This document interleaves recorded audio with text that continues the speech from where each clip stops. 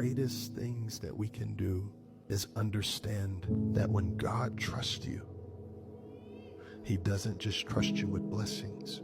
The reason Job suffered is because God trusted that he would not turn his back on him in the suffering, which teaches me that God doesn't just trust me with blessings, he also trusts me with breaking.